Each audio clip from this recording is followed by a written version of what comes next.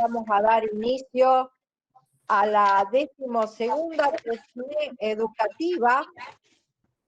Para nosotros es un orgullo haber creado este espacio y estar sosteniéndolo, gracias a los docentes autoconvocados de la provincia de Santa Fe. Ahí la observo a la profesora Nali, que fue quien solicitó la creación de este espacio, Lorena, y al cual se han sumado maestrandos y doctorandos de nuestra querida Facultad de Humanidades y Artes de la Universidad Nacional de Rosario y de otras universidades nacionales y extranjeras. Así que bueno, celebro este encuentro.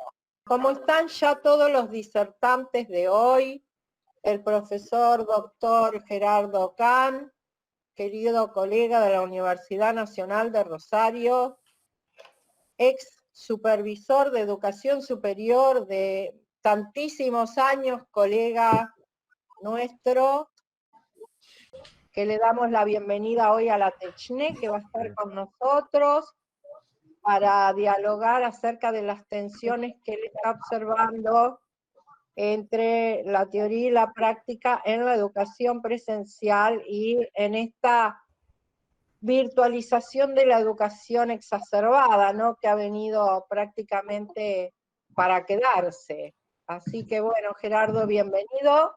Gracias. El profesor Kahn es profesor de educación física, profesor de ciencias de la educación, ex docente titular por concurso en todos los niveles del sistema educativo y del sistema universitario, es ex supervisor titular de nivel superior de Santa Fe, director de 3 maestrías y de una especialización, es miembro de diferentes comisiones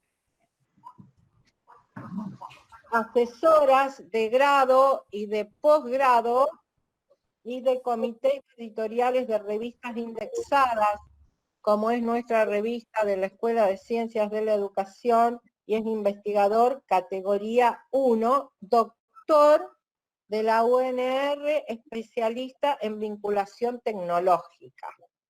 Bueno, y también tengo que presentar acá a mis dos queridas compañeras y colegas, a la profesora Alicia Alderete.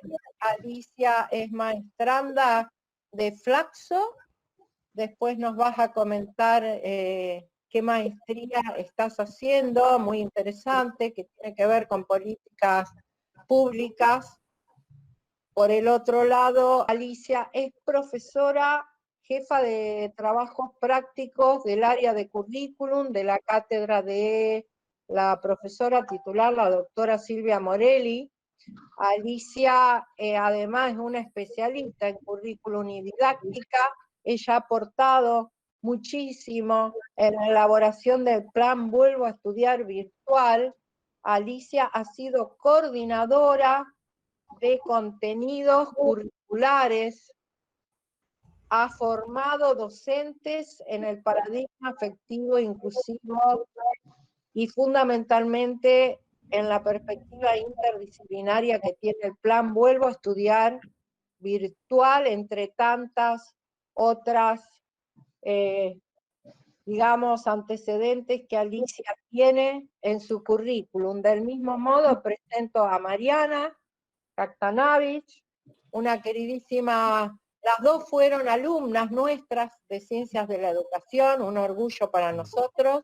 Las dos son licenciadas en Ciencias de la Educación. Mariana, además de trabajar en el núcleo antropológico educativo, ha sido ayudante alumna, ha sido adscripta y ahora tiene horas en el núcleo antropológico educativo. Además también se desempeña en la Cátedra de Formación Docente en Pedagogía. Bueno, tiene también una vasta trayectoria, es doctoranda de la Facultad de Humanidades y Artes, del doctorado en Educación. Así que Mariana en este momento se está desempeñando y cumpliendo un papel preponderante como coordinadora de contenidos curriculares en la EMPA 1330 del Plan Vuelvo a Estudiar virtual, ella coordina fundamentalmente el equipo de profesores que dependen cada uno, ¿no es cierto?, de un espacio curricular determinado y los pone en diálogos para discutir cada una de las producciones de los módulos didácticos que elaboran en forma artesanal y también articula con la coordinadora de contenidos multimedia, lo cual, además de las coordinadoras de carrera, bueno, lleva adelante un trabajo muy encomiable. Así que bueno, para mí es una alegría muy grande tenerlos a los tres. Van a comenzar Mariana y Alicia una exposición, tienen un PPT para compartir, así que les doy la bienvenida y cuando quieran pueden comenzar Mariana y Alicia. Bueno, buenas tardes, gracias Susi. Buenas tardes a todos los que están participando, a todas, a todes. Primero agradecerte por tu invitación, por tenernos siempre en cuenta, por habernos formado, por invitarnos permanentemente, por la generosidad siempre de tu predisposición hacia nuestra formación y todo lo académico que nos dejaste, no solo en la facultad, sino también en el trabajo, en lo que hoy es la EMPA 1330, pero que nace como Plan Vuelvo a Estudiar y luego se bifurca en la línea virtual, que es donde con Mariana estamos trabajando hace bastante, que incluso muchos de los participantes de la TECHNE, ahí vi que Esteban Ríos estaba escribiendo, también conforman los equipos de nuestra escuela. Así que primero agradecerte por todos los espacios de formación en los que no solo te hemos cruzado, sino que además nos has invitado. Así que eso en principio.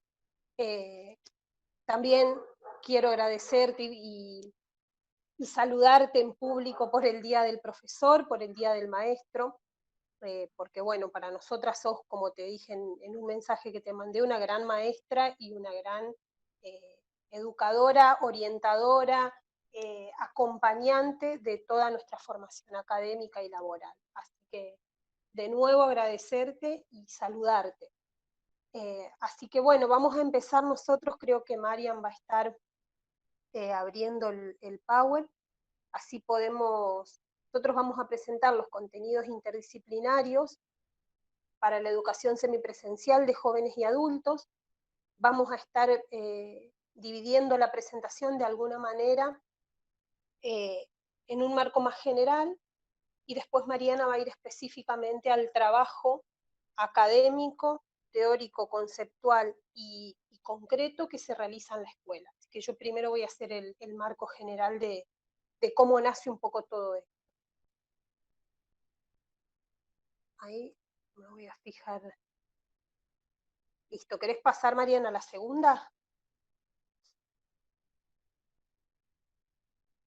Ahí estamos. Nosotros, en principio, como les marcaba también al principio, más allá de que todo este proyecto político educativo nace como un plan de inclusión socioeducativa, como un plan que busca casa por casa a cada uno de los jóvenes que abandonaron la escuela secundaria en la provincia de Santa Fe y que posteriormente, y según todas las demandas que fuimos encontrando en el territorio, se requiere pensar en la educación para adultos, pero no en una educación para adultos que venga a echar por tierra lo que ya había generado la provincia como provincia y el territorio nacional en términos de educación para jóvenes y adultos, sino como una propuesta más que viene a ofrecer una alternativa más, a proponer una alternativa más de aquello que ya existía, pero que sin embargo venía siendo una deuda para las y los jóvenes y adultos de la provincia de Santa Fe en nuestro caso. ¿Por qué hago este marco? Porque esta demanda nosotros la empezamos a trabajar como Ministerio de Educación y bajo la guía de Susana en el 2013, pero deviene de el planteo de la obligatoriedad de la educación secundaria que realiza la Ley Nacional de Educación número 26.206, donde si bien establece que la educación secundaria va a ser obligatoria, no así la modalidad para jóvenes y adultos.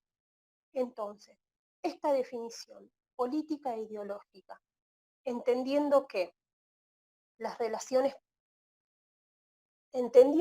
definiciones políticas, las definiciones de políticas públicas, se definen y se miden en tanto y en cuanto un Estado a través de sus gobiernos reconoce a la sociedad para la cual está ejerciendo ese poder que le fue otorgado, es donde vemos que la provincia de Santa Fe, en aquel periodo en el que el doctor Bonfatti y la doctora Claudia Balaguer eran los jefes, uno de Estado y la otra del Ministerio de Educación, se interesan por una modalidad que no marca la obligatoriedad, sí un nivel, no así una modalidad.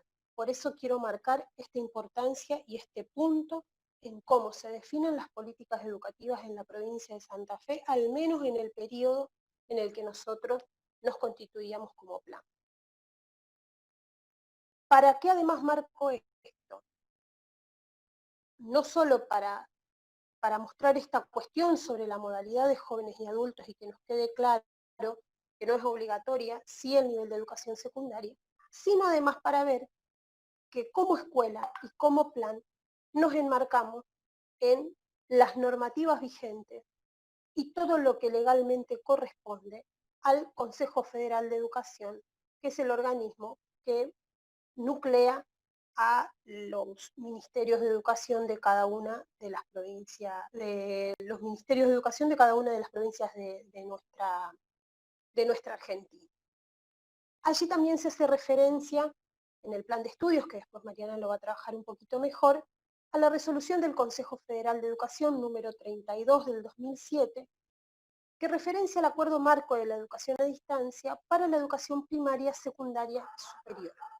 En esta resolución es donde nace este plan bajo EMPA 1330 y resguarda allí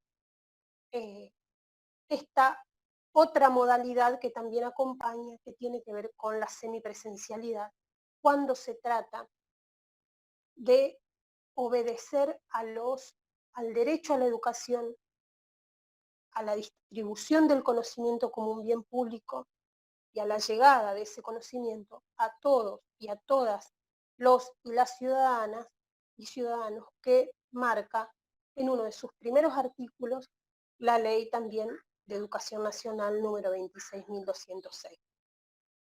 Por último, y más allá de que tenemos muchas otras normativas que organizan nuestro plan de estudios o esta propuesta educativa, voy a trabajar sobre estas tres, que como dije es la ley nacional, es la resolución 32 del 2007, y por último voy a hacer referencia a la resolución del Consejo Federal de Educación número 118 del 2010, que toma los lineamientos curriculares para la educación permanente de jóvenes y adultos, y donde allí, si bien marca una propuesta educativa diferente, con tiempos diferentes, con una carga horaria diferente, Santa Fe traduce eso que la norma marca, de nuevo en términos políticos y con su sello principal, que no es una cuestión de querer o de intenciones políticas, sino que tiene que ver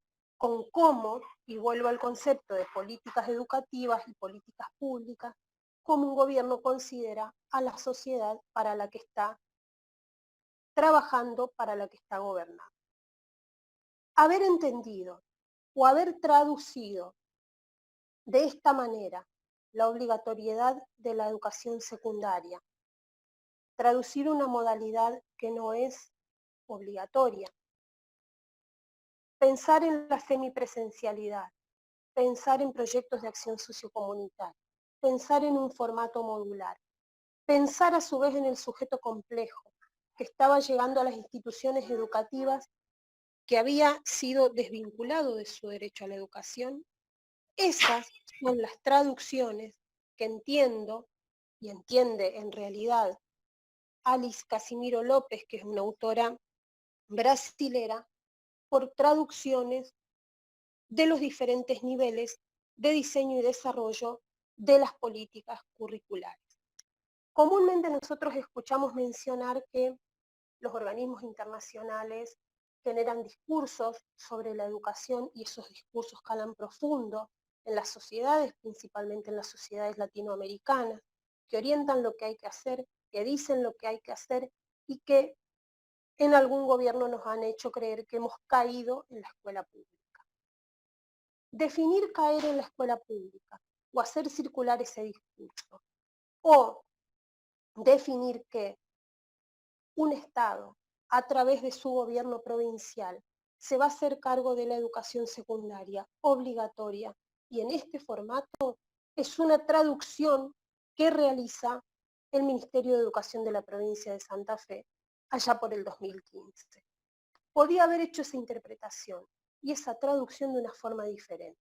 Sin embargo, y acá vuelvo a marcar la función política de la educación, define traducirlo de esta manera, porque la forma en que tiene de relacionarse con su sociedad es en términos de derecho y no es en términos mercantilistas ni de otra índole, como sí conocemos que acontece en otras provincias de nuestra Argentina. Por eso decidí marcar este concepto que nos trae Morelli, donde ella define que las políticas curriculares son los lenguajes de los cruces entre niveles de diseño y desarrollo de estas políticas y las traducciones, esta forma en que cada jurisdicción traduce lo que entiende por derecho a la educación y obligatoriedad de la educación secundaria en nuestro caso, es la metodología con la que son leídas esas traducciones. Por eso insisto en que podrían haber sido leídas de otra manera. Definición de políticas curriculares en la provincia de Santa Fe implica entonces pensar en términos de derecho para todos los y las ciudadanas y ciudadanos y sujetos que conformaron, en nuestro caso, nuestro plan Vuelvo a Estudiar virtual allá por 2015, bajo el formato de la EMPA 1330. Mari, si podemos pasar. Gracias. Entonces, pensar las relaciones de la educación con el conocimiento y con los valores condensa la preocupación por lo público, como criterio de legitimación, como sentido de la tarea, va a decir Carlos Puyen allá por el año 1997, cuando tan en crisis estaba lo público y lo que legitimaba una sociedad en el marco de la educación pública. No nos olvidemos que esto que estamos desarrollando con Mariana se da en el marco de la educación pública. No es una empresa, no es la gestión privada la que viene a proponer esta forma de escuela. Es un Estado a través de su gobierno provincial que define darle legitimidad a aquello que entiende por público y que cuando hablamos de lo público hablamos de lo que es para todos, sin restricciones, en un clima democrático, pluralista, inclusivo, que no deja a nadie por fuera. En este caso, el currículum entonces, como aquella síntesis de elementos culturales que alguna vez marcaba Alicia de Alba en otra de sus obras literarias, va a ser entendido como un proyecto político educativo. Cuando decimos proyecto político educativo, no es menor. Sigo pensando en las traducciones, sigo pensando en aquello que podía haber sido de otra forma y que sin embargo se definió que sea de esta manera, entendiendo que la educación es un derecho y que aún en pleno siglo XXI faltaba llegar a un montón de jóvenes y adultos de la provincia de Santa Fe. Entonces, el currículum es un proyecto político educativo complejo y contradictorio, que se piensa y se actúa en el contexto de la crisis estructural generalizada. Negar la crisis es negar la existencia de la sociedad en la actualidad. Entonces, pensar en sujetos en el marco de la crisis estructural generalizada nos invita a reconocer la complejidad de la situación. Palabras que por ahí suenan muy banales, muy cliché, y que sin embargo, cuando hablamos de la complejidad de una situación educativa y de un currículum como un proyecto político, estamos hablando de definiciones ideológicas y de nuevo cómo estamos pensando en el otro y en su inclusión o en su exclusión. Entonces, esta crisis estructural generalizada que caracteriza la transición del siglo XX al siglo XXI, ni más ni menos. Allí Alicia de Alba también va a estar mencionando que en este paso del siglo XX al siglo XXI emerge un concepto que ella lo denomina como cambio tecnológico, donde dice el advenimiento de las tecnologías digitales atraviesa las fibras más íntimas del entramado social. Un contexto donde los cambios tecnológicos constituyen nuevas formas de estructuración social, de la inclusión y de la exclusión social, cultural, política, nuevos espacios sociales, transformando los estilos de vida, las prácticas productivas, las formas organizacionales y del pensar cotidiano. Insisto con esto porque en muchas ocasiones nos han preguntado o nos han cuestionado o nos han dicho que nuestra escuela es de élite. Y sin embargo, lo que menos tiene nuestra escuela es elitista. Y sin embargo, está trabajando con el cambio tecnológico, con sujetos en crisis, sabiendo que trabajamos con sujetos en crisis y generando la mayoría de los recursos y las formas para que nadie quede una vez más por fuera del sistema educativo. Cuando pensamos en los fundamentos de este currículum interdisciplinario que Mariana va a desarrollar un poquito más en profundidad, estamos pensando en un proyecto político que prescribe prácticas de enseñanza. Por lo tanto, consiste en un problema de legitimación. Por lo tanto, debiera recordarse permanentemente la responsabilidad que implica y por lo mismo debe ser público. Si estamos hablando de conocimientos legitimados públicamente, estamos pensando en conocimientos que no son para algunos, pero que por mucho tiempo lo fueron.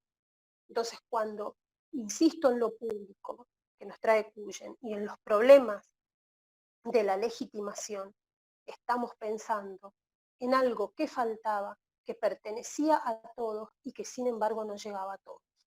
Y que en eso los profesores y las profesoras que se convocan y se autoconvocaron al proyecto de nuestra escuela, lo han podido sostener fervientemente.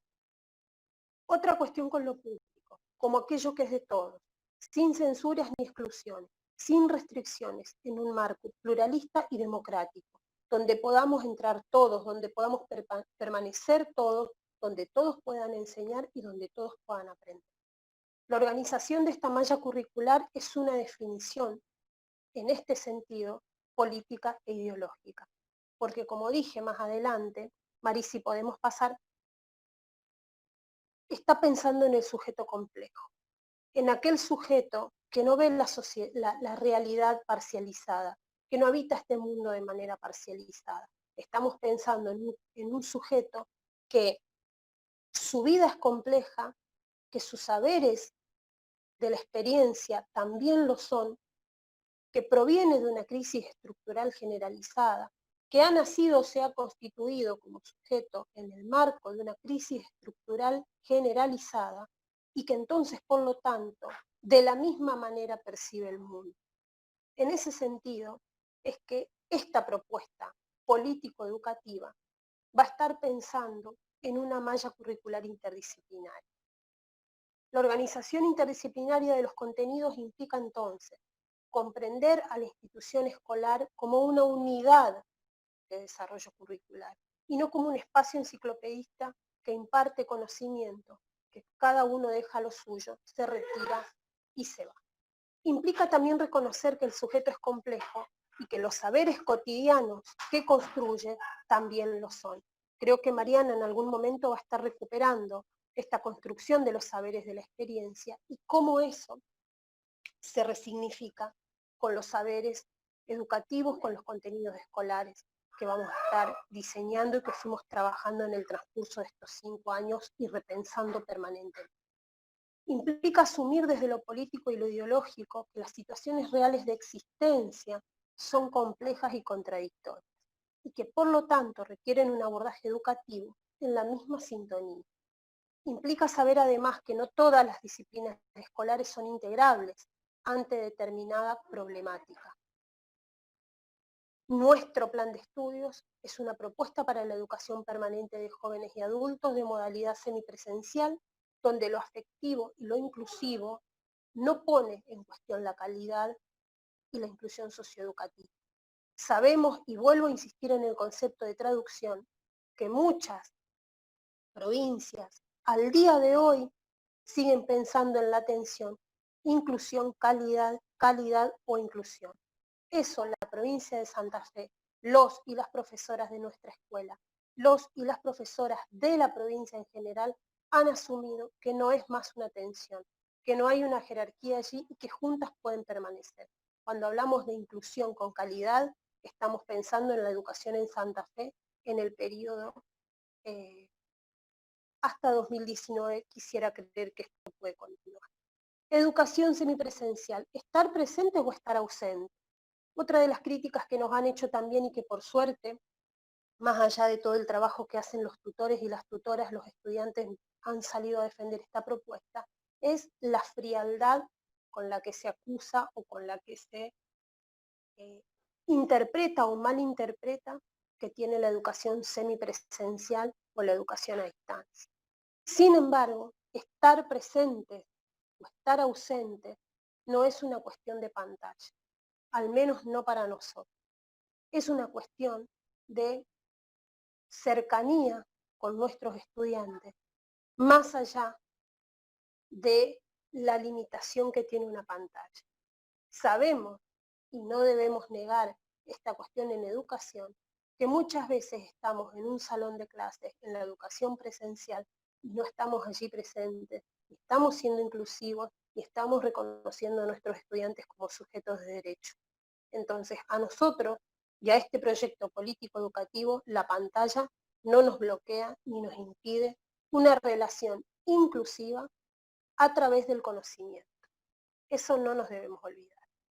Nuestra escuela genera contenidos interdisciplinarios, genera inclusión socioeducativa con calidad educativa a través de la enseñanza y del aprendizaje. Si no, no es inclusión, si no, no es calidad. Gracias, Marian. Te dejo la palabra.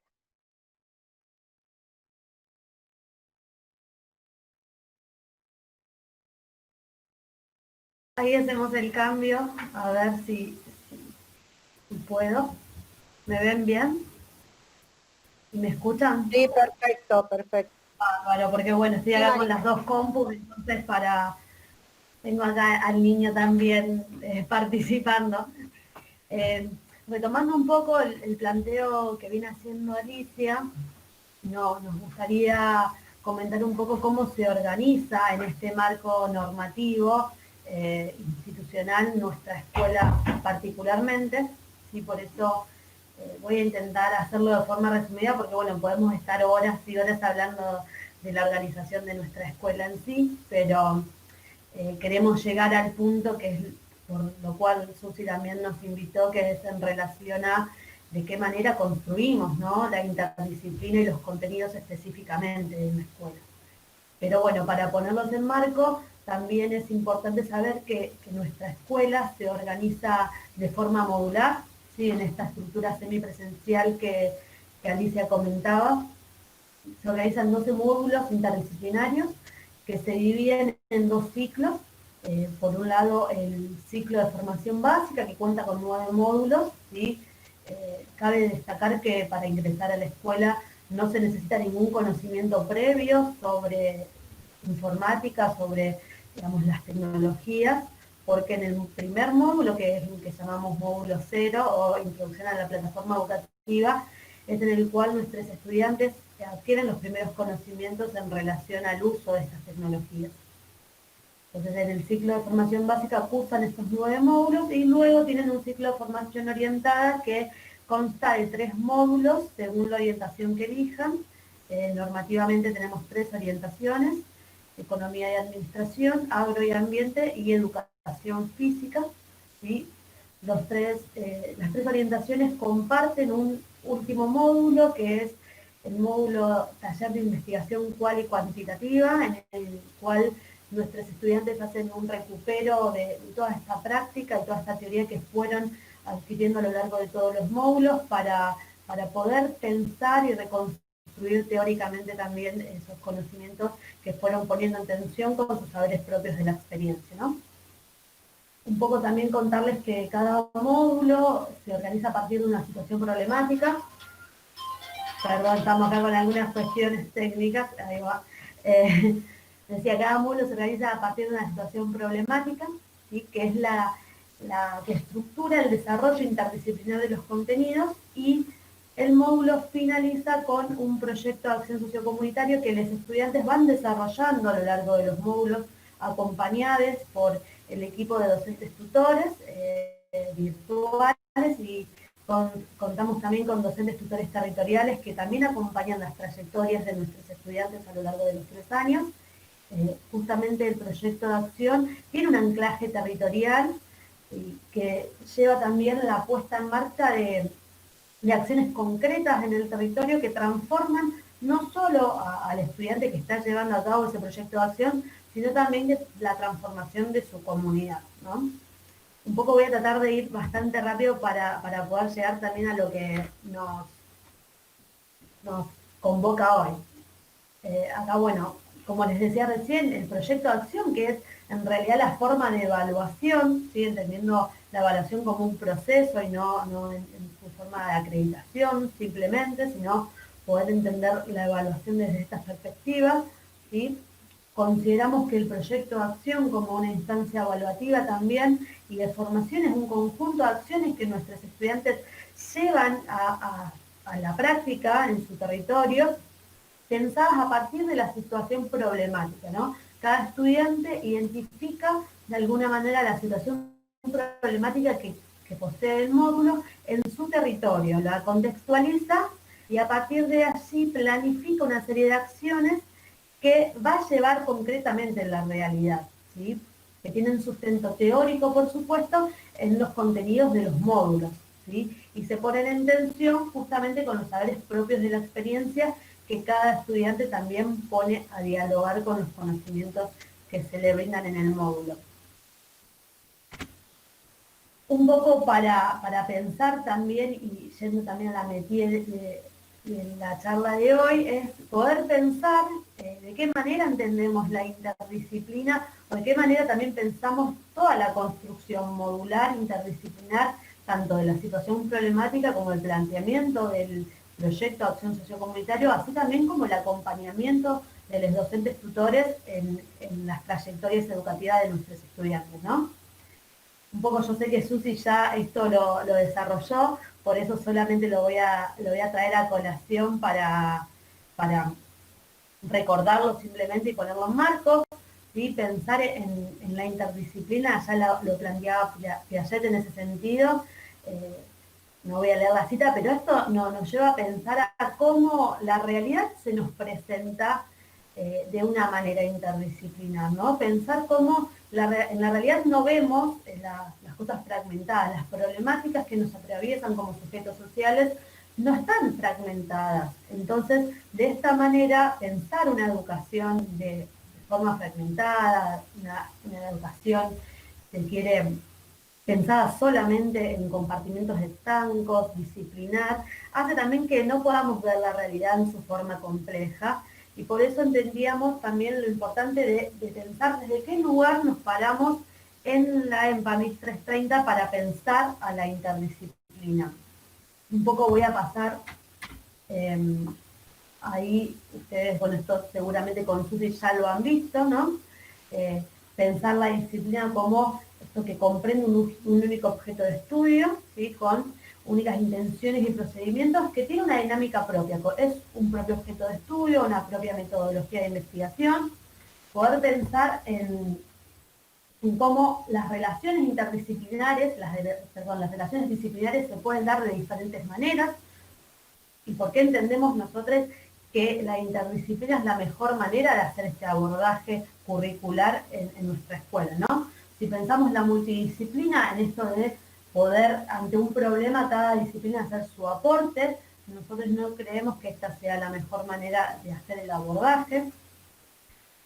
La pluridisciplina que encontramos como otra forma de relación disciplinar, ¿sí? Donde ciertas disciplinas que son cercanas pueden hacer un abordaje más o menos, digamos, yuxtapuesto sobre un campo del conocimiento a partir de la problemática que se le plantea.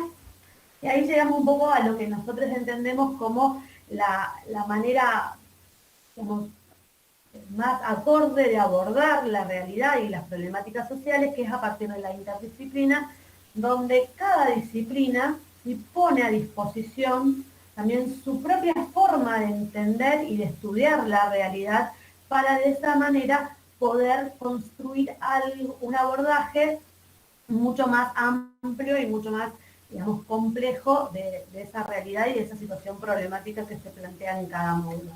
¿Sí? Por supuesto que también trabajando con Morín, ¿sí? Plantear la transdisciplina como esta axiomática superadora que quizás en algún momento podamos pensar, ¿no?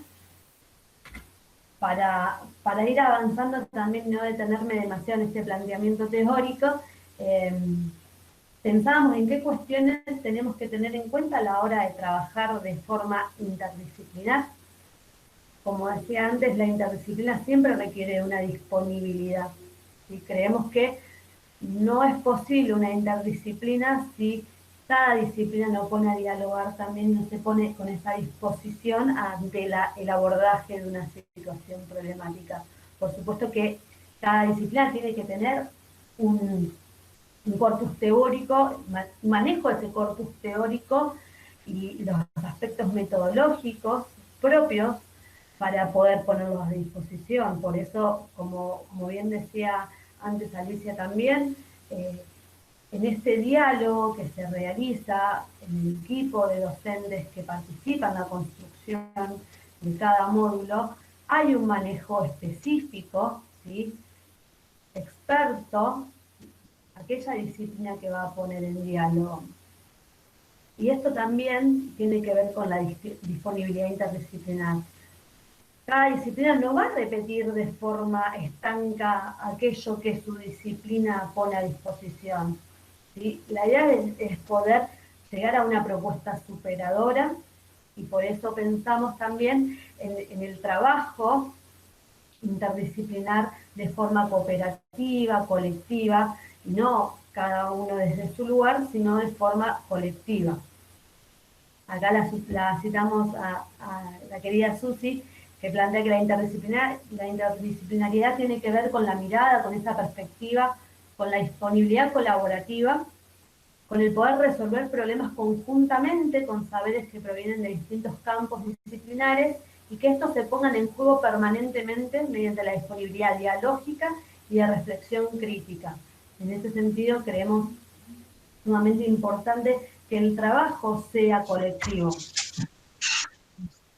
Y un poco yendo al trabajo propiamente dicho, dentro del equipo de contenidos, ¿sí? Que en este caso hoy me desempeño como coordinadora de ese equipo, con Alicia hemos compartido la función un largo tiempo. Poder pensar el trabajo interdisciplinar que implica el diálogo entre las disciplinas, porque es fundamental aclarar que la interdisciplina no niega la disciplina en sí, porque de por sí la necesita esa expertise. ¿Sí? Ningún sujeto puede ser interdisciplinar en su individualidad. Sí o sí necesita de ese diálogo solidario, de esa otra persona que tenga esa expertise para poner en diálogo también. Y por eso queríamos compartir también de qué manera nos organizamos dentro de la EMPA 1330 para construir estos contenidos. Acá hay varios docentes que forman parte de nuestra escuela también y que ven también el resultado, y algunos también han participado de alguna forma u otra en la construcción de estos contenidos, ¿no? Como decía, se requiere siempre de ese profesional que tenga esa expertise, ese manejo disciplinar. Partimos del marco normativo que muy bien explicó Alicia, de nuestros diseños curriculares y de todas las leyes que nos regulan. ¿sí? A partir de allí se crea un equipo de docentes expertos en cada disciplina, ¿sí? Y pensamos un contexto problematizador que nos brinda nuestros diseños curriculares por módulos. Por módulos se establece un contexto problematizador que siempre planteamos que es una situación, es un problema, una situación problemática que cualquier persona en el mundo la puede observar en su realidad. Es una problemática que nos atraviesa como sujetos sociales. Esa situación problemática se redacta de tal manera en la que participan todos los profesionales de las diferentes disciplinas para que de real manera se pueda ver cómo está atravesada por todas las disciplinas y cómo eso también se manifiesta en la realidad. Y a partir de esa situación problemática se piensan posibilidades para ofrecerles también propuestas a nuestros estudiantes de proyectos de acción sociocomunitaria. Así que eso voy a explicar un poquito después. Perdón. A partir de esa situación problemática que planteamos de forma colectiva, cada disciplina pone a disposición una secuenciación de los contenidos propios que se van a desarrollar. Como bien decía, estos contenidos están también explícitos en nuestros diseños curriculares. A partir de esta secuenciación de contenidos se desarrollan las diferentes ideas fuerzas que cada módulo va a desarrollar en una forma, por etapas, en las que cada etapa va a ir aportando al desarrollo del proyecto de acción sociocomunitaria. Volviendo un poquito para atrás, disculpen los altercados que tenemos con la tecnología, que estaba esperando una llamada de una atención, así que les pido mil disculpas. Volviendo un poco para atrás para retomar, ¿no? Les decía, nuestro plan de estudios plantea un contexto problematizador que se pone a disposición de los profesionales, de las profesionales de cada disciplina, donde colectivamente desarrollamos una situación problemática. A partir de esa situación problemática, colectivamente pensamos los contenidos específicos, los contenidos que cada disciplina va a aportar. Y esto es fundamental porque no es que cada disciplina los sugiere y se retira de esta redacción. Se ponen a disposición y este trabajo implica también que cada disciplina pueda recibir también el aporte de una disciplina que quizás no le es cercana, que no comparte una metodología, pero aporta una nueva mirada que le puede servir para pensar desde otro lugar también el abordaje de este contenido, pensar cómo la problemática aparece en la realidad para que ese contenido pueda ser desarrollado, y por eso también es tan significativo el desarrollo de los contenidos en los módulos, y por eso también nuestros estudiantes ven esos contenidos realmente en su realidad. Y acá no hay una secuenciación en tanto cada disciplina entiende por separado y de forma fragmentada la disposición de estos contenidos, sino que justamente están en diálogo constante e interdisciplinar, y por eso aparece la significatividad, ¿no? Como decía, cada módulo se desarrolla en 4 etapas.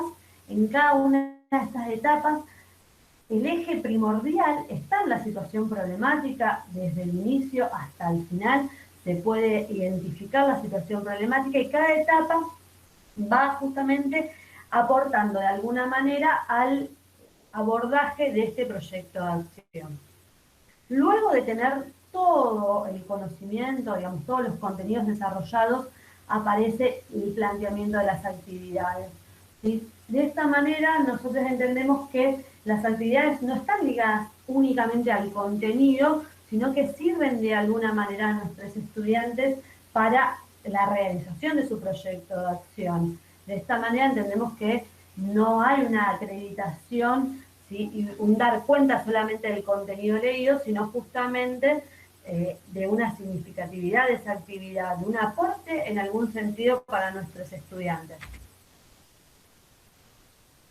un poco era eso lo que queríamos plantear hoy. También justamente contarles que esto que tenemos como una propuesta evaluativa, que es el proyecto de acción sociocomunitario. Cada estudiante no solo lo desarrolla en cada etapa, sino que pone a disposición también los saberes propios de la experiencia. Creemos que eso es fundamental en nuestra escuela, que cada estudiante pueda, a partir de sus saberes propios de la experiencia y a partir de esos contenidos, poder ir desarrollando una propuesta transformadora, tanto para su territorio como para su propio proyecto de vida, y que entendemos que es individual, pero que también es colectivo.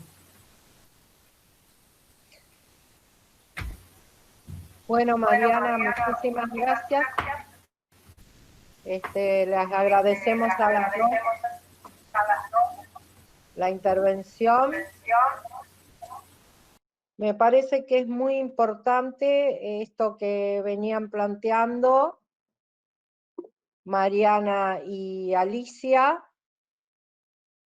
en virtud de poder pensar en esta pedagogía de la emergencia, donde todos están hablando de la complejidad y de los abordajes educativos, más aún en un entorno virtual que no es de accesibilidad para todos.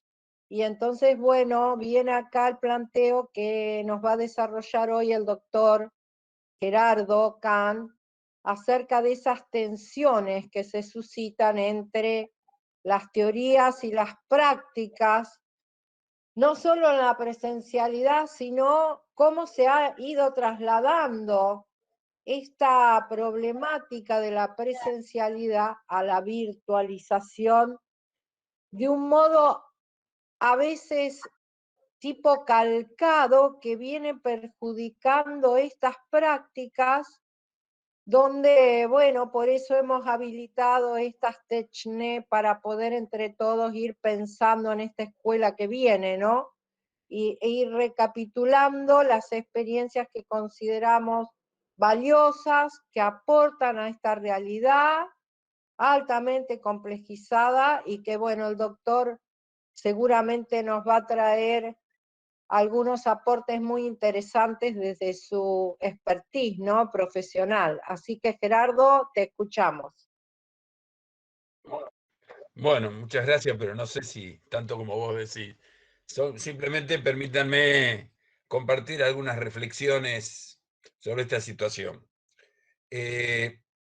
Lo primero que me parece interesante es hacer una reivindicación a los docentes. Y para esto voy a plantear 5 situaciones por las cuales hago la reivindicación. Yo creo que esta situación de pandemia, de aislamiento, cuarentena, prevención o como se le quiera llamar, en primer lugar, hizo que los padres comprendan lo que es la tarea docente. Algunos muy enojados, otros no, pero entienden que la tarea del docente es algo que es una experiencia, que hay una experticia y que se tiene que desarrollar. Y que de pronto se encontraron, y sobre todo si tienen más de un hijo, con toda esta circunstancia. Lo segundo que creo que quedó en claro en este momento es que ni la escuela ni los docentes se oponen al cambio cuando la necesidad existe. En febrero, personalmente me consideraba un experto en tecnología exitoso cuando lograba que el cañón y la computadora se comuniquen entre ellos y pueda transmitir el power en la pantalla. Bueno, ahora andamos con el Zoom, el Web y todos los demás. En tercer lugar, quiero plantearles que me parece que esto también sirvió para que nos demos cuenta de la hiperinflación de contenidos que tienen todos nuestros programas y nuestras currículas, de cuestiones que se ponen porque se ponen y en realidad no podemos justificarla. Lo cuarto que creo que quedó en claro es la importancia que tiene la socialización para el proceso educativo. Y lo quinto, que es lo más triste, es que dejó en evidencia la falta de inclusión de un grupo importante de alumnos y que esto tiene toda una historia de exclusión. Porque hoy nos encontramos con 4 escuelas. La escuela Zoom, la escuela WhatsApp, la escuela Cuadernillo y la escuela sin alumnos. Y es el docente el que juega con todas estas cuestiones, pero hay una cantidad importante, un 40% que quedaron afuera de todo. Y esto nos hace pensar todos los procesos que se vienen dando de años y años, donde solamente se pensó muchas veces la escuela como el edificio del establecimiento y todas estas conectividades fueron quedando de lado. Fíjense ustedes que a nivel internacional tenemos experiencia como el proyecto, el Plan Ceibal de Uruguay, donde ellos ya tenían está bien, Uruguay es mucho más pequeño, pero es como la provincia, donde ellos tenían la distribución, donde ellos tenían la forma de la conectividad. Entonces Uruguay hoy tiene un modelo de vuelta al aula, que creo que hay que hacerlo de alguna manera no tradicional, no seguir con esto tal cual está. Y esta vuelta al aula hace que ellos van 5 días cada 10 días. Quiere decir que dividieron en 3 partes los grupos y van yendo. Y prácticamente hubo 5 casos que no pudieron continuar. Y el resto siguió haciendo. A nivel mundial se está haciendo, en España lo están haciendo, porque por otro lado no hay que esperar la seguridad total. Fíjense ustedes que nosotros con la pandemia hubo 200 países que cerraron las escuelas, que el 90% no concurre a clase, pero hay lugares donde se empezaron a hacer, como España y demás. Pero bien, más allá de esta reflexión, vamos a la realidad, el hoy, el aquí y el ahora de lo que yo creo que está ocurriendo. Vamos a plantear que, retomando a Ichevalar, la tríada educativa, que para que se dé el acto educativo se tienen que dar los 3 componentes, el docente, el alumno y el conocimiento, o la enseñanza y el conocimiento, que esto no se da aislado, sino que se está atravesado por una práctica docente en un contexto de las normativas institucionales, de un sistema educativo y la sociedad, pero también está atravesado por pares como el poder y el saber, lo que es circunstancial y es para toda la vida, lo que es la teoría y la práctica, que todo esto siempre envuelve y envolvió a ese acto educativo. Por eso ese acto no es repetible, no es irrepetible y no es trasladable a otras circunstancias. Lamentablemente, no siempre en la presencialidad se actuó de esta manera, sino que se dio la tríada desconociendo el resto como si fuera algo totalmente transportable. Personalmente creo que los cambios curriculares fracasan porque el aula no cambia. En el modelo que escuchamos recién fue crear un aula nueva, con pautas nuevas, con docentes nuevos y con criterios nuevos, con lo cual en gran parte fue posible la construcción. Yo lo viví cuando hicimos el cambio curricular en medicina, de Rosario y Santa Fe, donde Rosario fue mucho más difícil que Santa Fe, porque es muy difícil, y en esto ya voy entrando en realidad la educación a distancia con entornos virtuales, es muy difícil dar clase de manera diferente como uno se formó, como alumno y como docente. O sea, aunque conceptual, ideológicamente, entendamos que tiene que haber otra forma, en la práctica nos cuesta. O sea, si nosotros nos ponemos a reflexionar, vamos a coincidir que el aprendizaje por resolución del problema es una de las metodologías que más favorecen el autoaprendizaje y el relacionamiento y la interdisciplina y todo lo que se fue planteando. En el caso del alumno sería integración. Entonces, esta circunstancia nos lleva a que hoy docentes, donde mire, en una investigación que estamos haciendo en la Universidad de El Salvador, estamos comparando el discurso docente en ciencia de la educación con los conceptos a la hora de evaluar una práctica docente y hacer una evaluación, y encontramos que tenemos discursos muy avanzados, utilizados, o mejor dicho, planteados a través de una estrategia didáctica súper tradicional, el discurso tradicional. Yo creo que el discurso es bueno, que la clase teórica es buena porque sirve para introducir, sirve para aclarar, pero hay otras formas. Y entonces esta incoherencia, cuando de pronto tenemos que pasar de la presencialidad a lo virtual, la mayoría de los docentes, que éramos analfabetos totales, pasamos a ser analfabetos funcionales, en el sentido de que tenemos noción de cómo operar, de cómo trabajar, pero no tenemos el fundamento. Y la educación a distancia no es lo mismo que educación distante. Es todo un campo de la educación, con criterios, que tiene inclusive que ver mucho con la escuela activa, ¿no? Sin querer volver al modelo de la escuela nueva, pero tiene que ver con la escuela activa, porque tiene que ver de generar espacios de enseñanza, trabajar con el autoaprendizaje, que tiene que ver con el alumno es quien resuelve el problema. Y acá me alegro que haya gente de Brasil también, porque en Brasil para pasar de licenciado a profesor hay dos formas de hacerlo, o presencial o a distancia. Los exámenes son presenciales. La mayoría de los que finalizan la educación a distancia y rinden el examen tienen puntaje muy superior a los que concurren con presencialidad. Estoy hablando de aquellos que completaron la educación a distancia. Porque para trabajar educación a distancia, con los entornos virtuales, lo que fuera, hace falta una organización personal, hace falta un trabajo de búsqueda, porque la educación a distancia no es tomar lo que doy en clase y que lo lean en su casa o se lo cuento. Entonces muchas veces no entienden por qué la educación a distancia a través a través de la virtualidad no tiene la misma carga horaria que tiene la presencialidad. Mire, hay ejemplos en la ciudad de Rosario, en Ecuador y demás, donde los alumnos se sientan frente a un monitor, que entre paréntesis quiero saber por qué se llama monitor, pero frente a un monitor, 6 horas, donde le dan 40 minutos de clase, de recreo, y eso es ahí donde está el quiebre.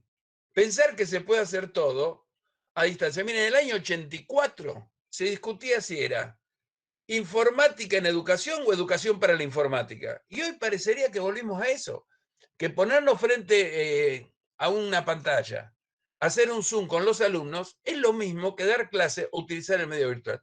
Y esto es una gran crisis, y esto es una deuda que tenemos los docentes, y es una deuda que tiene el Estado en formar a los docentes. Los docentes hacemos lo que podemos. Lo que pasa es que tampoco estamos preparados para 6 meses de virtualidad y creo que llevamos a llegar al año.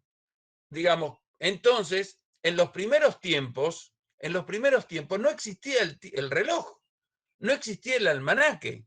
Entonces, todos aquellos docentes que cumplían un turno, trabajaban 4 turnos, sábado, domingo, con una gran culpa de su bolsillo. Muchísimo, compraron módem más rápidos, compraron la cámara. Los primeros días que empezó, usted en marzo, abril y mayo, en la ciudad de Rosario, no existía una cámara web. No se consiguió una, porque la fueron comprando para este modelo. Entonces, esta es la circunstancia, y lo que yo creo, y ahí vuelvo para atrás, es que acá pone en evidencia aquel docente que centralizó sus clases solamente en su discurso. Digamos, acá pone en evidencia el que dicta clase. No pone en evidencia aquel que genera procesos de enseñanza y de aprendizaje, donde parecería que seguimos siendo los iluminadores. Aunque debo decir, ¿verdad? Total, ya con todo lo que dijo Susana está claro que hace años que estoy, entonces me tomo algunas atribuciones, que de pronto nos hemos transformado en expertos en videoconferencia, conversatorio, término nuevo, porque ¿quién de nosotros hablaba de conversatorio en febrero? Término donde encontramos los mismos personajes que 1 o 2 veces por semana hablan de temas totalmente diferentes, desde el juego la música, la virtualidad. O sea, si yo me querría hoy ponerme a hablar de cómo trabajar la virtualidad, en realidad lo podría decir de cómo yo creo, pero para hablar de la virtualidad, que hable Susana, que hable la gente que se ha formado en virtualidad, la gente que ha trabajado a distancia, con todos los errores. Entonces, esto genera más angustia, porque no se olviden que hoy armar un congreso, le digo porque me han invitado, es mucho más económico. Hoy podemos hacer un congreso internacional porque no pagamos ni un pasaje, ni un hotel, nada. Invitamos y armamos. Entonces, lo que yo quiero plantear es que de pronto, en nombre de la virtualidad, el todo vale. Y en nombre de la virtualidad, como yo doy clase en la Academia de Corte y Confección, para no ponerme en... Todos mis alumnos de Corte y Confección vienen a escucharme, porque me tienen que escuchar, porque son mis alumnos. Y hemos perdido muchas veces el eje de la educación, que lo vamos a saber el año que viene. A diferencia de Susana, yo creo que la educación a distancia vino para quedarse, pero no para reemplazar. Yo veo, me imagino, porque aparte somos así. El día que nos saquemos el barbijo, no nos ponemos más. Los que pasamos por la gripe A, no compartíamos el mate. Y eso quedó en la historia. Y yo creo que mayo, junio, julio, agosto, vamos a volver en general a los viejos métodos y a las viejas tradiciones. Sí creo que lo que nos ha dejado como enseñanza estas posibilidades es para ayudar y compensar a muchos alumnos que de otra forma se verían obligados a abandonar estudios, sobre todo en el nivel superior. Digamos que nos daría la posibilidad, porque la normativa lo permite en Santa Fe, que uno puede ser presencial, semipresencial o libre, el poder hacer todo un acompañamiento tutorial a través de medios virtuales, que de otra forma no se podría, y permitiría que aquel que trabaja, que aquel que un día a la semana puede, el poder compensar. Hasta ahora, ni la Secretaría de Políticas Universitarias de la Nación, ni CONIAU, han modificado los criterios para generar carreras a distancia, que son los que realmente autorizan a una universidad, o inclusive al mismo Ministerio de Educación de la provincia tiene que ir al ministerio para ser reconocido sus títulos, donde siguen pidiendo una cantidad de requisitos que se hace prácticamente imposible cumplirlos.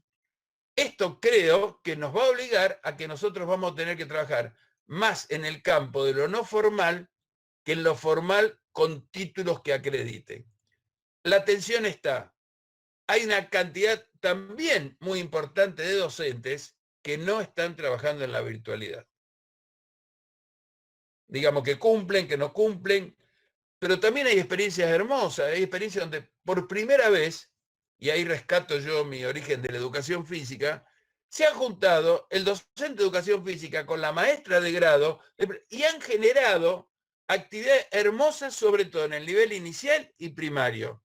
Esto lo digo como abuelo, que quede claro, el normal 1 le saco el sombrero, publicidad aparte, que es lo que yo conozco, pero sé que lo están haciendo en otros lados. Entonces, esto que yo estoy planteando es la crisis que existe. O sea, el gran problema de los docentes es que siempre se priorizó lo que yo sé, cómo lo sé, cómo lo enseñé, por cómo aprende el alumno. Y hoy se encuentran que es el alumno el que plantea, y muchas veces es el alumno el que tiene un manejo superior de la tecnología a lo que tiene el docente. Bueno, esto es medio desarmado, pero era más o menos la idea de la atención. La atención está. Los docentes no están. Y vamos a ver, yo no creo, no, inclusive el tema de la evaluación es un tema que de pronto se rompió todo, más allá que en lo personal no comparto, es personal, las políticas de mantener las escuelas cerradas y los casinos abiertos, otra cuestión, sino que se podría en algunos casos empezar a pensar post-crisis, ¿no? Por supuesto en estos momentos, pero para que algunos compañeros, algunos niños se junten con otros niños. No estoy en contra de los anticuarentena, no estoy a favor de los anticuarentena ni nada, pero tenemos que generar la presencialidad de alguna manera, porque este año es un año muy complicado, sobre todo para los que son los niños de nivel inicial y sobre todo de la escuela primaria, este quiebre social, donde aparte están encerrados, creo que va a haber que hacer una nueva adaptación tipo maternal para que vuelvan a socializar. Bueno, es mi opinión y lo podemos discutir. Susana. Bueno, gracias. Me parece muy interesante tus reflexiones. Yo supongo que la escuela que viene será escuela, pero no va a ser la misma escuela. No, seguro. Yo creo que la virtualización ha venido para quedarse, ya estaba viniendo al galope. Lo que pasa que la escuela venía a paso lento y me parece que esto fue como un gran sopapo que nos dio la realidad para movernos y pensar que otro tipo de educación se viene, porque inclusive, y lo digo siempre, hasta los niños, niñas, jóvenes, adultos, adolescentes de los sectores populares que tienen baja disponibilidad tecnológica, todos tienen un celular de algún modo y nos indican qué es lo que por ahí tenemos que hacer o no hacer con las tecnologías. Las tecnologías están, lo que pasa que es como vos decís, en eso coincido, nos cuesta muchísimo romper tradiciones, y más en lo escolar. Nos cuesta muchísimo romper rituales y nos cuesta muchísimo romper mitos. Entonces sí, en eso coincido, que nos va a costar muchísimo esto de volver, en qué condiciones volver, si vamos a reproducir lo mismo que estábamos en ese momento desarrollando. Yo no creo, soy un poco más optimista, entiendo y comprendo hacia dónde vos querés encaminar la reflexión, porque en realidad a los educadores nos cuesta mucho cambiar, y esto ya lo decía Edith Lidwin, que es con quien yo me he formado en educación a distancia, que cuesta mucho más hacer pensar en los pensamientos a los que enseñan que a los que aprenden, o sea que nos cuesta muchísimo cambiar y transformar. Pero bueno, me gustaría escuchar a los colegas. Ahí está Claudio con su mano en la cabeza ya presto para hablar. Inicia Claudio y después siguen, a ver, van levantando la mano, me van diciendo. Hola, no es mucho lo que puedo disentir, ¿no? Simplemente estaba pensando un poco en esto de que dijo Gerardo, que el aula no cambia, es decir, pero creo que básicamente se le está echando mucho la carga al docente de la falta de cambio en el aula. Es decir, el aula no cambia y el docente a veces no puede cambiar porque no hay políticas de Estado que permitan esos cambios. Es decir, una estructura horaria, un horario de funcionamiento, una organización jerárquica como es la que tiene la escuela actual, es decir, con algunas disposiciones que ni siquiera son fundamentadas, sino que son absolutamente arbitrarias, no dan demasiado lugar para que un cambio se pueda generar. Por otra parte, yo también en la demanda de los alumnos. Yo hace mucho que no trabajo en la escuela secundaria, pero pensando en la escuela, en el nivel terciario y la universidad, lo que sí noto es la demanda de clases magistrales. Es decir, es el alumno que llega, se sienta, espera que uno se ponga a hablar y muchas veces hay que tratar de recordar el nombre de cada uno para poder hacerlos hablar de algún modo. Es decir, la tensión obviamente existe, pero no creo, insisto, en que el centro neurálgico de esta tensión sea necesariamente el docente.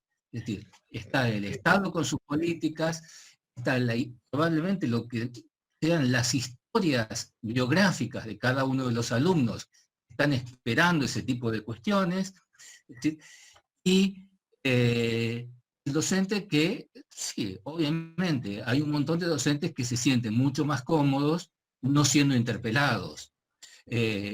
Pero bueno, también estamos los otros que la interpelación es lo que nos mueve para poder seguir adelante. Digo, por un lado. Por otro lado, coincido plenamente con lo que él había planteado de esta sobredosis, creo que llamó de contenidos.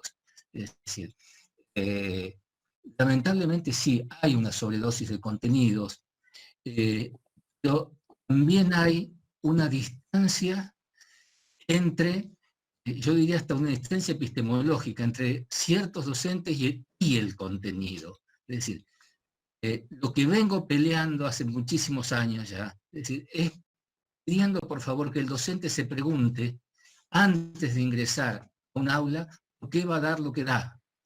¿Por qué eligió de eso? ¿Por qué es necesario que lo dé? ¿Por qué es necesario que un alumno sepa lo que él ha preparado? No me importa el NIC, el NAP, el CBC y el no sé qué historia extraña también con todas las iniciales.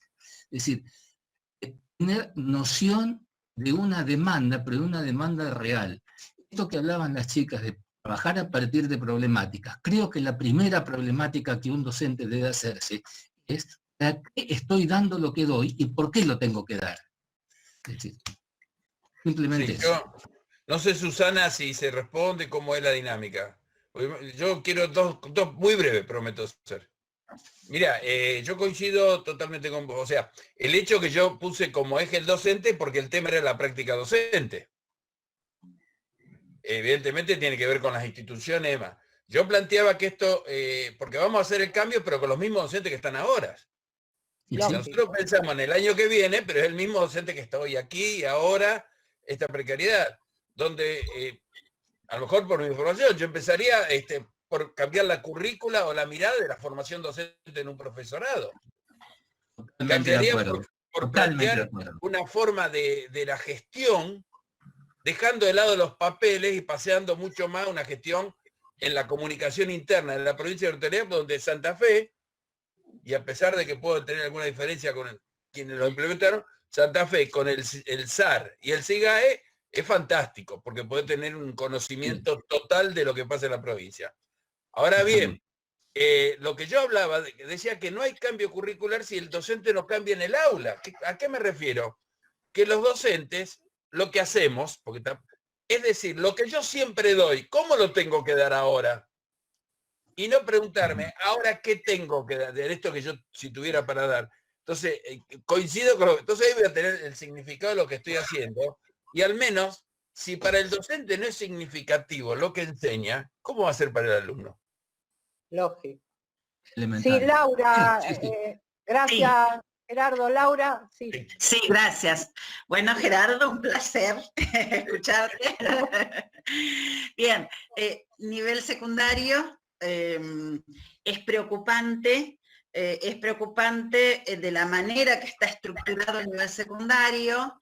Yo soy una defensora lo dije también el martes pasado, respecto de los NIC. Soy una defensora del aprendizaje basado en proyectos. Soy una defensora en las escuelas secundarias de que los alumnos que el profesor no trabaje solo en su disciplina, sino que trabaje interdisciplinariamente. El cómo. Para mí el cómo es elemental, así como dice también el profesor anterior, Claudio, que es elemental que cuando un docente se cuestione, cuando va a entrar, por qué planteo este tema importante para darle a los alumnos. Las clases magistrales respecto de lo que plantea también el profesor, yo me alejo un poco de la clase magistral, si bien considero que debe haber una variedad de estrategias para ofrecerles a los estudiantes. Hoy me ubico en el nivel secundario, 2020, los chicos del nivel secundario demandan otra actuación de nosotros. Por eso coincido que los cambios curriculares fracasan si el aula no cambia. Y como estamos viendo la práctica docente, para mí es elemental lo que hacemos en el aula y también coincido que hay muchos docentes que se están negando a trabajar en la virtualidad.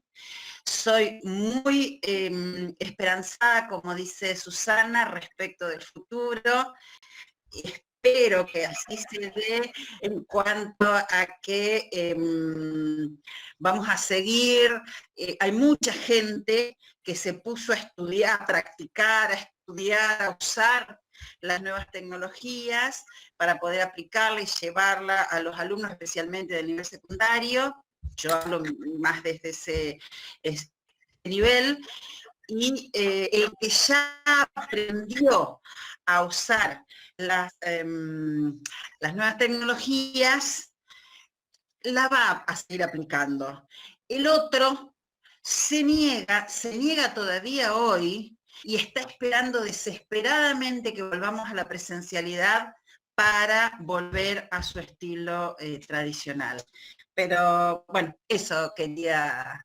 mi simple intervención. Gracias. No, gracias a vos, Laura. Lo que te voy a pedir ahora, si podés cerrar tu micrófono para darle la palabra a Raquel, y después de Raquel me pidió Norita. Raquel. Hola, buenas tardes. Hola, Bueno, Raquel. Gracias, Susana. Bueno, coincido totalmente con lo que plantea Gerardo. Es un planteo muy claro y muy realista. Ahora, yo creo que nosotros necesitamos, como docentes, compartir un tiempo para la transformación.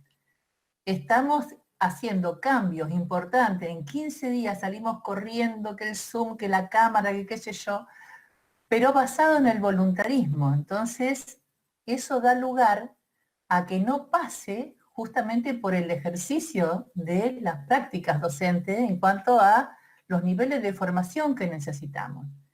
Estos cambios, me parece, que los tenemos que hacer juntos. No puede ser que cada uno se compre un librito o haga un curso o una capacitación. Nos tenemos que encontrar. Tendríamos que, no sé, y creo que estamos a tiempo de hacerlo. Yo lo que veo es una lentitud en las políticas públicas con respecto a los ministerios, al menos lo que puedo ver de provincia de Santa Fe, es como que se quedaron observando cómo cambiábamos nosotros, pero de una manera desordenada fuimos cambiando. Algunos cambiaron más, otros menos, otros se angustió, el otro quiso enseñar como si tuviéramos presencial. Es decir, una variedad terrible. Los mismos padres con distintos hijos veían estrategias completamente diferentes y tal, y así que a veces hasta me llamaban algunos por teléfono y dice, puede ser que pase, que uno de mis hijos tiene 80 cosas para hacer y la otra está esperando que le manden una lectura. Entonces, creo que nosotros necesitamos un tiempo, ¿no es cierto?, de formación, tener buenos marcos, prepararnos. Esto no podemos reducir al voluntarismo semejante cambio, porque es así, es un cambio que me parece que va mucho más allá de la pandemia. Esto es un cambio que lo tenemos que nutrir porque justamente son estrategias valiosísimas que nos permiten incluir, que nos permiten igualar, que nos permiten socializar, ¿no es cierto? Todo lo que es la no presencialidad es fantástica, pero depende de cómo la usemos. Yo creo que tenemos que construir por niveles, quizás, ¿no es cierto?, repreguntarnos, bueno, ¿cómo es esto de trabajar en este momento? Y prepararnos. Yo creo que, no sé, yo me quedé esperando, la verdad que pensé que íbamos a tener alguna reacción de parte del ministerio, es decir, de que se bajaron ciertas líneas básicas, pero veo que es una cosa así muy basada en la individualidad del docente, y eso es lo que me parece que no nos va a permitir avanzar puntos. Y todo lo que es educación es campo social. Si no nos encontramos, no nos hablamos, no discutimos, no nos ponemos de acuerdo, pensar estrategia, decir, ¿qué estamos haciendo? ¿Cómo estamos usando la virtualidad? creo que no lo vamos a poder capitalizar como podríamos ser, si no es tan difícil, creo, organizar, me parece, un encuentro, digamos, formativo, con marcos teóricos, con lecturas, con debates. No es ir a dar clase nomás y enseñar lo que está escrito en el diseño curricular, es mucho más que eso. Claro. Entonces, bueno, eso, me quedo, es lo que me pone un poco, digamos, me entristece un poco, esa Claro. falta de acompañamiento y que el docente esté librado a, bueno, a lo que puede, a lo que entiende, a lo Sí, que... sí. Y queda como una cosa así muy diluida, ¿no es cierto? Semejante esfuerzo, porque la verdad que yo Lógico. también tuve que adaptarme y acomodarme, hice un esfuerzo enorme. Como dice Gerardo, en 20 días empezamos Zoom, Meet, Classroom y qué sé yo, cosa que antes no lo hacíamos.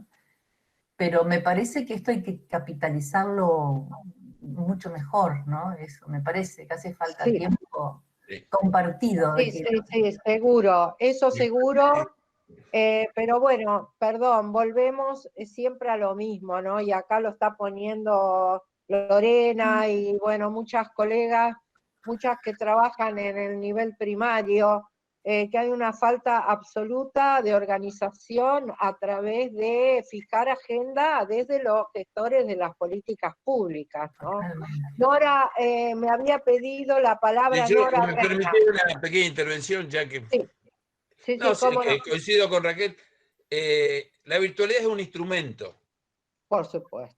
Lo que hay que aprender es cómo hacer las adaptaciones para la currícula. Y volviendo a otra cuestión, creo que los docentes supimos reaccionar ante la circunstancia, mientras que la dirigencia provincial y nacional entendieron que aislando y cerrando, digamos, esto más o menos como ir a dar clase a ustedes en el EPA y pensar que están hablando con el niño que abandonó la escuela en tercer grado o en primer año. Entonces, me parece que fuimos los docentes los que sacamos adelante la cuestión, mientras que la dirigencia, y no solamente la política, mientras la dirigencia se quedó esperando. Si hoy el sistema está funcionando, es por los docentes. No hay otra. Al hablar de docentes hablo de directores y supervisores también, quiero aclarar, ¿no? Sí, sí, sí, tal cual. Bueno, Nora, tenés la palabra. Raquel, ¿podés cerrar el micrófono que me está haciendo descarga? Ahí voy. Sí, Bien, Norita.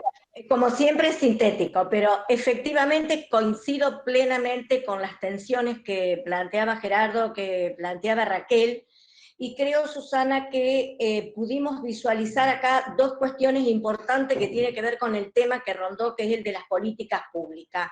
Retomo una expresión que vos dijiste, me formé con Edith Lewin, efectivamente, el proyecto que ustedes presentaron, que es coherente, que es sólido, que brinda una respuesta para garantizar derechos, tiene que ver con que hubo una formación y un acompañamiento de políticas públicas.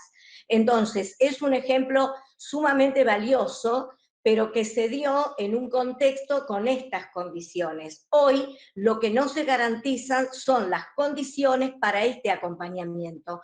Todo lo dicho acá, que no lo voy a repetir, es lo que tiene que ver con esto. No se trata de ver si yo hice el curso de computación únicamente. Lógicamente que aquel que maneja el recurso tendrá mayor agilidad para poder luego apropiarse, pero acá lo que interesa es el objeto de conocimiento centrado en la didáctica y en el currículum, efectivamente. Y bien, estamos tratando de brindar respuestas a problemas viejos que no son nuevas tampoco, o sea, redundamos en lo mismo. Y si el docente no tiene un acompañamiento, mal o bien, se implementó un cambio curricular con la reglamentación vigente, debió necesariamente ser acompañado para que por lo menos ese deseo, esa ideología de política pública que estaba presente, pueda anclar de algún modo en el aula, y acá pasa lo mismo. Y efectivamente, la información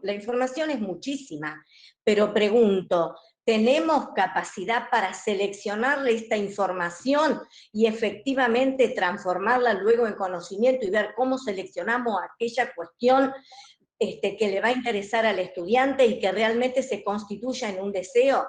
Redundo en que la temática, básicamente situándonos en nuestra provincia, que es lo que más conozco en este momento, tiene que ver con eso, porque con el docente que hablamos del nivel que fuere, es como reclama esta soledad. Esto irrumpió, nadie pudo prepararse, se habrán comprado algunos recursos, y por supuesto es invalorable la tarea del docente más allá de todo esto. Sí se puso muy en claro que es una tarea específica, que la familia no puede reemplazar al docente, indudablemente son roles distintos, y aquí también los roles se corrieron, porque el padre a veces tuvo que oficiar de maestro y el maestro de atender las cuestiones alimentarias, que son otra problemática muy acuciante también en este momento, pero indudablemente, bueno, para no repetir, creo que fueron dos ejemplos muy claros, porque una cuestión que tiene que ver más con todo el sistema, con la masividad de las escuelas, de las instituciones. Este proyecto, que sería un ejemplo interesantísimo para poner en práctica, no es abarcativo de los niveles o de todo el sistema, ¿no? Bueno, así que es una línea interesante para fortalecerla, cuestión que no se hizo, para continuarla y para ver cómo se podían apropiar de otros proyectos semejantes en base a este ejemplo. Pero volvemos al tema, que no voy a ser redundante. Así que, bueno, me parece que esa es la cuestión clave en este momento. Bueno, muchísimas gracias, Norita. Silvia, Bueno. Bruno, ¿querés decir algo? ¿Levantaste la mano, Silvia? Silvina. Sí, Silvina. No, agregar yo desde la, digamos, desde la posibilidad de trabajar en conjunto con escuelas primarias, hay una realidad de una distancia muy, pero muy marcada respecto a escuelas que han podido incorporar recursos tecnológicos, que han podido trabajar justamente el plano de la virtualidad, de escuela Zoom, como les dice Gerardo, que me parece que están muy bien, digamos, caracterizadas, en donde tienen una carga horaria diaria de contacto casi con los chicos en distintas materias, han podido organizar una propuesta de ese estilo, y escuelas dentro del mismo circuito que nunca han tenido posibilidad de contacto virtual con sus alumnos, es decir, que la única comunicación es un cuadernillo en el mejor de los casos. Es real entonces que el sistema tiene una heterogeneidad tan grande, que cuando hablamos de consecuencias o hablamos de posibilidad de proyección al año que viene, también tenemos que pensar en esa heterogeneidad. Me parece que hablar de cuestiones, digamos, ya tan posibles de ser pensadas desde una homogeneidad de sistema, yo lo veo, por lo menos desde mi perspectiva, vuelvo a decir, escuelas primarias, en distintas zonas, con distintas realidades, con una distancia sumamente importante y con un gran desafío para el año que viene, que para mí también allí se va a realmente visualizar qué fue o cuál es la secuela, si se quiere, de este año. Bueno, Silvina, es muy interesante tu aporte porque Silvina es supervisora, de modo tal que me parece como muy interesante, ¿no es cierto?, este aporte que está haciendo para los que venimos de otro sector. Bueno, ahí me está pidiendo la palabra el director Barrón. Después me gustaría que Alicia y Mariana, que son las invitadas también de hoy, y Gerardo, hagan después un cierre, porque ya son las 19:30 pasadas. Así que, profesor Barrón, lo escuchamos. Bueno, muchas gracias. Bueno, ustedes saben que siempre yo aporto desde el lado de la educación técnica. En la educación técnica, por supuesto que fue mucho más complejo todavía. Piensen que, aparte de lo que sería la formación general y demás, está la técnica específica, donde están los famosos talleres. Un año más, que el 6º año, que Laurita, la clase pasada, me dijo 5º, vamos a poner 6º también en educación secundaria, 6º año, y aparte el doble turno. Con lo cual se hizo mucho más complejo. Y hablando de la cantidad, como decía Gerardo, de conocimiento y la cantidad de materia y demás, la educación técnica, en nombre de la especificidad, se fue parcelando para citar a Morín, el conocimiento en tanta cantidad de materias, tanta cantidad. Piensen que hay 6.200 horas, tiene más que alguna licenciatura de ingeniería. Entonces, todo eso con lo que tiene que ver aparte con lo que son los entornos formativos. Sexto año, por ejemplo, da programación con un entorno CNC. Eso en una casa, en cualquier casa de un chico, es inviable llevarlo. Sí se puede, a través de algunos programas y demás, emular. Pero se imaginan lo complejo que fue todo esto para la educación técnica. Bueno, en algo que irrumpió, como dijeron todos, sin ningún tipo de formación. Por eso estos espacios, como la TECNET, son tan importantes cuando las políticas públicas abandonan al docente, nos abandonan, no solamente al docente, como bien dijo Gerardo, a todo el equipo directivo, supervisores, y cuando lo que se trata de hacer una formación, entre comillas, contexto de, por ejemplo, 2004 y demás, en esta realidad, está absolutamente dessituado, no situado, lo que menos tiene es estar situado. Como el mismo texto del 2004, Aprendizaje Situado, trataba de formarnos. Era simplemente hacer este aporte, agradecer a todos los que están en la TECNET, a Susana, a todos los que vienen a darnos una mano en este complejo momento de virtualidad, de educación a distancia.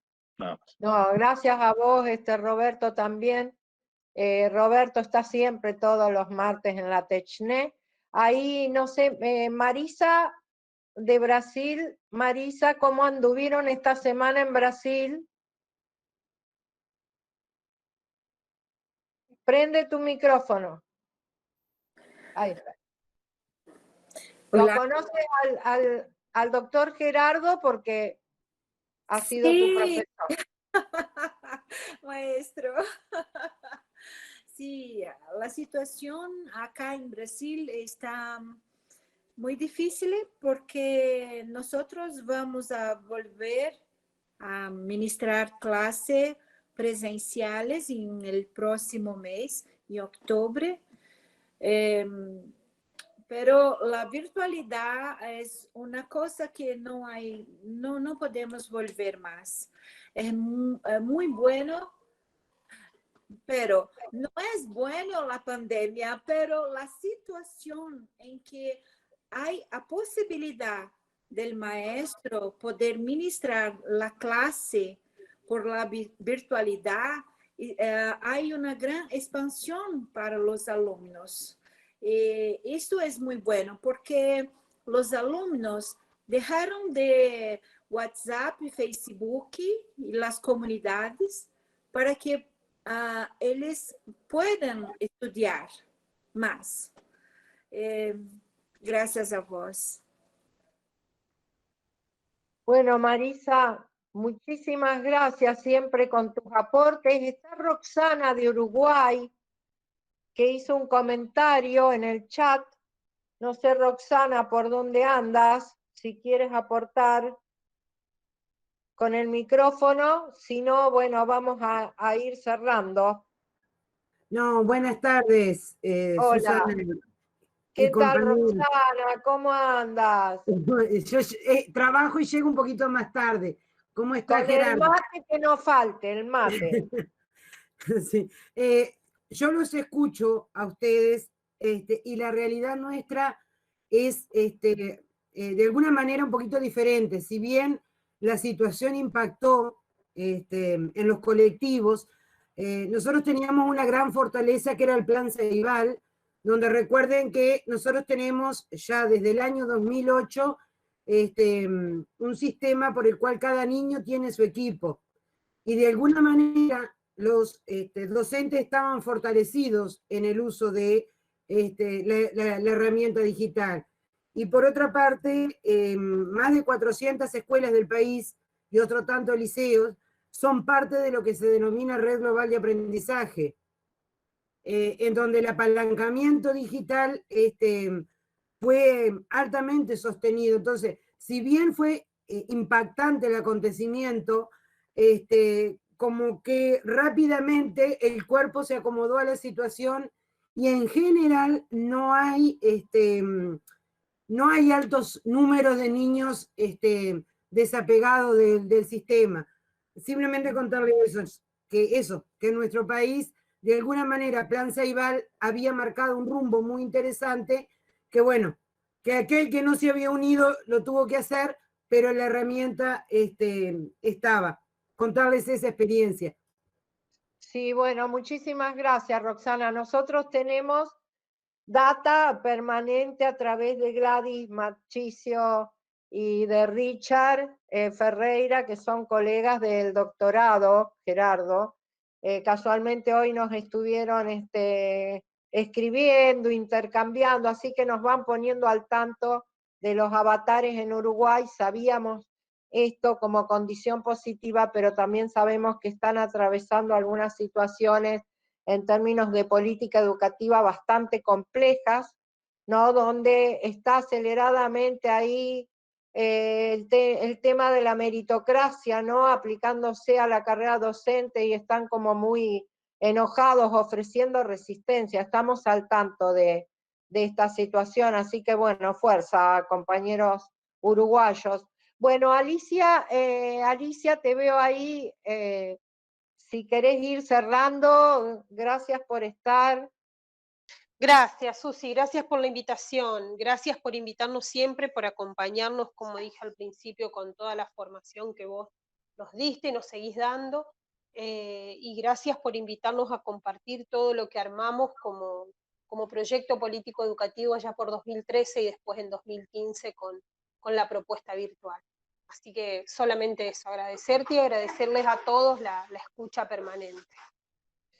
No, bueno, para mí es un honor siempre compartir con ustedes porque, bueno, vuelvo a estudiar virtual, si bien, bueno, pude aplicar muchísimas cosas que yo venía estudiando y formándome en educación a distancia desde hace 35 años, ustedes fueron unas colegas extraordinarias que aportaron para que esto suceda, ¿no? El vuelvo a estudiar, la EMPA 1330 es hoy lo que es, gracias a todo este trabajo colectivo, porque no solo yo tenía una expertise en un campo determinado, sino que todos y todas las que me acompañaron lo tenían, porque además eran todos docentes de la provincia. Mariana, te escuchamos si te querés despedir, después le damos la palabra al profesor Gerardo. Bueno, Susi, muchas gracias por el espacio, un poco también me quedo con la reflexión de la importancia de pensar en cómo nos atraviesan las problemáticas en ese contexto, ¿no? Que es un poco lo que íbamos charlando ahí en el chat y con todos los aportes que nos enriquecen, de todos los docentes que hoy participaron, desde quienes están en el nivel inicial, en el nivel primario, hasta quienes estamos en el nivel superior, pasando por las escuelas técnicas. La verdad que poder pensar en estos contextos situaciones problemáticas, para pensar proyectos que conjuguen las disciplinas de forma interdisciplinar y en diálogo, no solo a través del diálogo de las disciplinas, sino también este tipo de encuentros hace que nos enriquezcamos y realmente eso te lo agradezco mucho a vos, Susi, que siempre sos la máquina que nos da fuerza para seguir pensando y siempre nos das el espacio para seguir formándonos, así que bueno, agradecerte a vos y también agradecerle a todos los colegas que hoy comparten el encuentro con nosotros. Muchísimas gracias. Gracias a vos, Mariana, un gusto haberlas tenido. Gerardo, te queda, no sé, ahí está María Eugenia, nuestra colega. Sí. No sé si te quiere decir algo, María Eugenia, me parece que te quiere saludar. Abrí tu micrófono, el micrófono, Eugenia. Ahí está. Tu micrófono. Por acá. Ahora sí, Eso. Ahí me escuchan. Ahora Bueno, los estaba escuchando muy atentamente, la verdad que muy interesante, todos los aportes, todo lo que han comentado, la descripción del doctor Kahn ha sido brillante en cuanto a la mirada, ¿no? de la realidad actual, y realmente esto nos deja este gran desafío de cómo vamos a reconectar, que era lo que escribía recién en el chat, a estos estudiantes que se han alejado, ¿no? Y tenemos un 20% de estudiantes que están con conexión activa, la secundaria y en los niveles superiores, que es donde más conocimiento tengo también, hay mucha desmotivación. Así que el desafío es muy grande que tenemos y bueno, y muchísimo trabajo, creo que interdisciplinar, para poder llegar a lograr esta reconexión de estos estudiantes. Así que esto ha sido muy interesante la charla de hoy. Gracias, Susi, por darme este espacio y por permitirnos a todos este momento. Gracias. No, gracias a vos, María Eugenia, con quien hemos compartido. María Eugenia también es supervisora, hemos compartido muchos años en el ministerio, así que bueno, te agradezco a vos la participación. Gerardo. Sí, solamente para despedirme, bueno, y reivindicar el trabajo de los supervisores, porque dentro de las políticas lo único que le piden son datos estadísticos, y vienen pidiéndole datos y cuántos alumnos y realmente, y no desarrollan la tarea pedagógica. Me gustaría tomar la propuesta de Raquel, que esto debería ser de todos los sistemas educativos, o sea, la universidad también, porque adentro de la universidad también pasa lo mismo. Digamos, y a veces peor, porque son en algunas formaciones son mucho más cerrados y tradicionales, y los alumnos tampoco están dispuestos. Entonces, me parece que esto es para trabajarlo, y bueno, agradecerte a vos, Susana, como siempre. Si algo que te caracteriza es el apasionamiento, o sea, la vehemencia, pero digamos, ella no hay términos medios, estamos en varios proyectos juntos y demás, pero bueno, evidentemente creo que estás escribiendo algo histórico, porque 12 encuentros consecutivos y con estas cuestiones, no creo que haya antecedentes. Así que bueno, evidentemente tu esfuerzo sirve, y porque te lo cargas al hombro. Así que bueno, felicitaciones, gracias a todos. Y por favor, yo soy Gerardo, los otros son estudios, somos docentes. Quiero solamente dejar un llamado de atención. Cuidado con los centros educativos comunitarios que fueron aprobados por el Consejo Federal y todos los ministros, que pueden llegar a reemplazar a la escuela, y podríamos retrotraernos a lo que fue la ley federal, donde responsables de educación son los padres, la iglesia, los gremios y demás. Cuidado con eso, solamente disculpen que tiene una palia, pero me parece que en la reivindicación del docente tengamos cuidado. La escuela hoy por hoy es irreemplazable. No va a ser para siempre, porque nunca no existió antes, pero hoy es lo que está. Nada más. No, por supuesto. Bueno, acá hay muchos docentes autoconvocados, Gerardo, sí. Así que bueno, ahí tienen ellos este campo de lucha que están construyendo, que bueno, yo los felicito, porque no se quedan quietos, siguen reclamando, y bueno, mientras estemos de pie y luchando por una educación mucho más inclusiva y más democratizadora, yo creo que bueno, algo bueno tiene que venir siempre. Así que bueno, les agradezco muchísimo. Nos encontramos el martes que viene. El martes que viene van a disertar Raquel, Nora, y también tenemos a otra colega de nuestra facultad que va a disertar también este día, que es Alejandra Trofe, que hoy tuvo que retirarse porque tenía que dar otra conferencia. Así que bueno, nos va a hablar de su último libro publicado. Y bueno, nos vemos, los quiero muchísimo a todos. Esto ya es un clásico. Así que bueno, hasta el martes que viene. Muchísimas gracias, Gerardo, por haber aceptado de participar, y Mariana y Alicia queridas, que bueno, por lo menos las veo por acá, por la pantalla, porque hace mucho que no nos vemos, y a todas y a todas y a todos los que están siempre los martes de nuestro país y de todos los colegas de los países latinoamericanos. Ya somos internacionales. Besos. Chau, chau.